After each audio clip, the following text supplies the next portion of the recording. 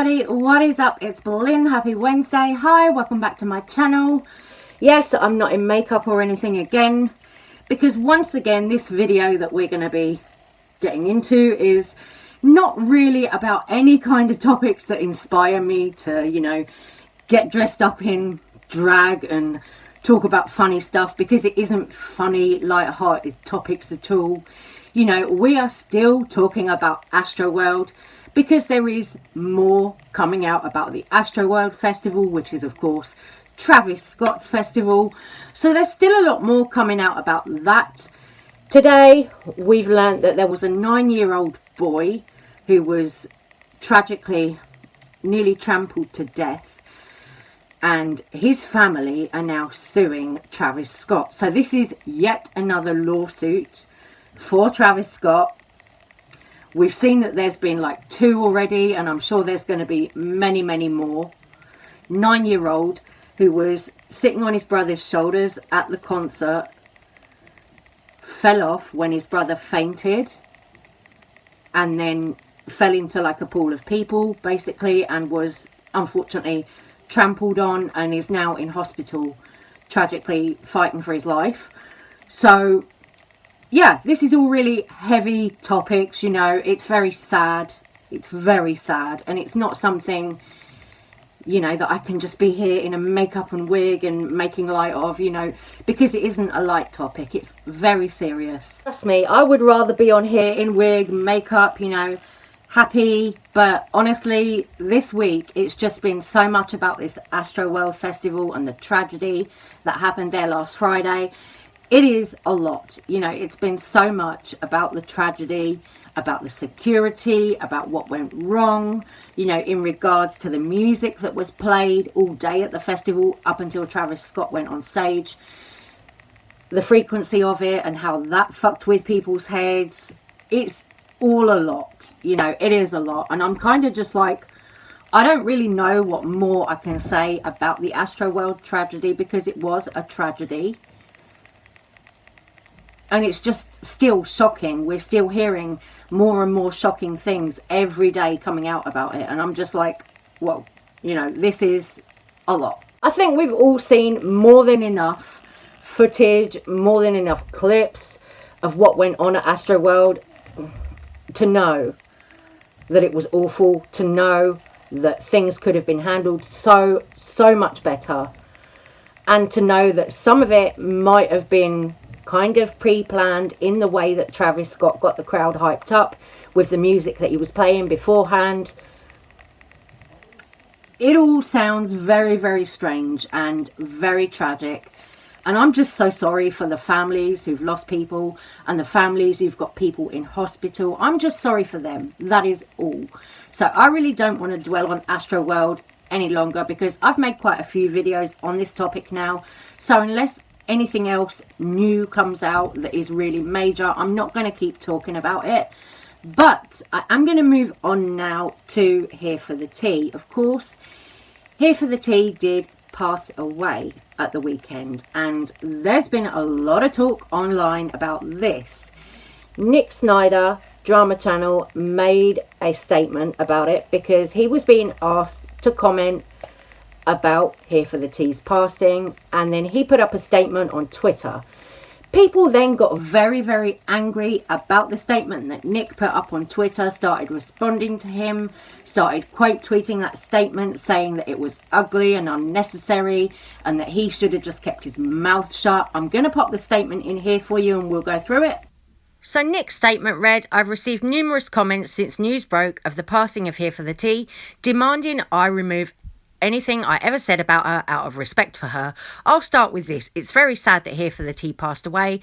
I do not wish that on anyone. During this time, it's also been demanded that I put up some RIP Here for the Tea on my social medias. Here for the Tea and I were not friends, confidants, mutuals, and the only time we ever had words was when we were going back and forth on social media. Someone passing away does not negate the negative things they have done. While some have great experiences with her, I do not. One example would be her spearheading the character assassination to paint me as anti-Semitic. because I called her a puppet master having others do her bidding. One thing I'm not is fake, so do not expect any condolences from me other than feeling sorry for her family and actual friends who are dealing with a loss. Always check on your friends, even the ones who seem like they have it together. Some are just very good at hiding it or do not want to burden anyone. Somebody who responded to Nick's statement was Sharita Explains It All. Sharita is, of course, a YouTuber, commentary kind of YouTuber, and Sharita said, "Since I've called to be aggressive, what the fuck happened to you? Can't force us to speak on anything. Anyone who still follows people like Nick and Dustin, I'm side-eyeing you heavily. They're not good people and they consistently show their asses." Sharita had quote tweeted Nick's statement on Twitter, and then beauty influencer Jackie Aina also responded to Sharita's tweets. In response to Sharita's quote tweet of Nick's statement, Jackie Aina said, "Not sure who wrote and why. This is genuinely sick. Sometimes shutting the fuck up is actually an option. My God." Sharita replied, "It was Nick Snider. Shouldn't be a shock given his track record. Nobody called for him to speak on her, and if they did, it wasn't anyone close to Sam.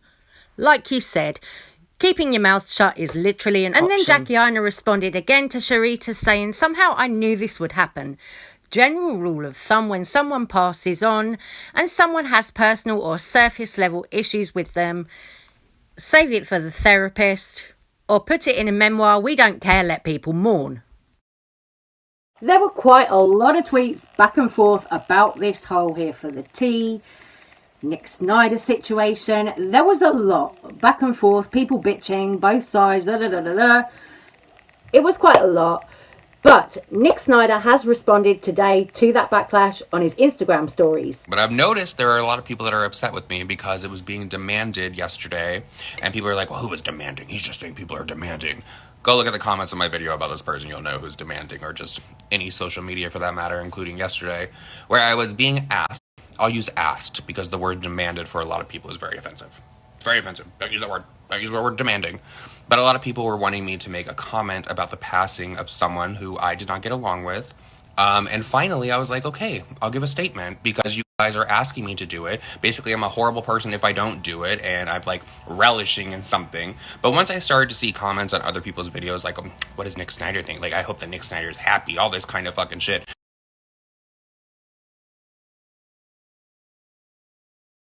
I start to receive all of these comments on this video about this person, which, mind you, came out in like June of 2020. Like, this has been a hot fucking minute since this video has even had any traction on it at all. Like, didn't even remember the video was on my channel, to be completely honest. I started receiving these comments of, you need to remove this didn't age well, oh, you're a horrible person, blah, blah, blah, she passed away. And I'm like, huh? I need to remove a video just because someone passed away, and I'm going to say this, and people can get mad at me all they fucking want. Just because someone passed away does not mean that it negates, it removes all the negative shit that they did in their life. Just when I pass away, I'm sure people aren't going to be sitting on there and like, I think that all these videos of Nick Snider need to be removed because you know what, he passed away. No, I have my experience with this person where they tried to say that I was anti-fucking Semitic, and I'm going to leave the fucking video up. Stop trying to rewrite history, goddamn, and smoke a fucking bowl. So there's this comparison going around. Like, do you guys remember when drama channels got so upset that Gabby Hanna used a picture of a dead girl in her video and she was making money off of it? That's the thing. She was making money off of fetishizing an e-girl because she wanted to be an e-girl in her video and chose not to read a giant article right here next to the photo that she was using, and decided not to read it to see what was exactly said about this, and she got dragged. I was asked to release a statement about someone that passed away, someone that I did not get along with, someone I did not have a relationship with. We were not friends, we were not confidants, we were not mutuals, we were nothing. And so I did that because I was also receiving a ton of like comments like, why aren't you deleting this video? Delete this video. It didn't age well because people think that it came out now. It's not the same. I'm not getting paid for releasing that fucking statement yesterday. I did it because people were demanding. Excuse me that it wasn't good enough for a lot of people out there, so now I'm canceled.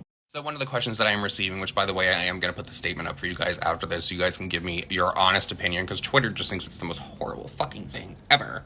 But one of the things that I was receiving was, well, if you don't have anything nice to say, which I think that I was nice and respectful in my thing, then why say anything at all? Because if I'm going to continue to receive the same fucking comment, the same fucking tweet, the same fucking thing on Instagram, the same thing on that video, I'm going to say something about it. I get that some people want to rewrite history and they want to make it seem like it's all roses and like rose petals with this person, but that's not how life works, unfortunately. And I'm leaving the video up. Like, if I passed away, I wouldn't have anybody asking to remove videos on my behalf. I definitely wouldn't want people sitting online faking their nicety.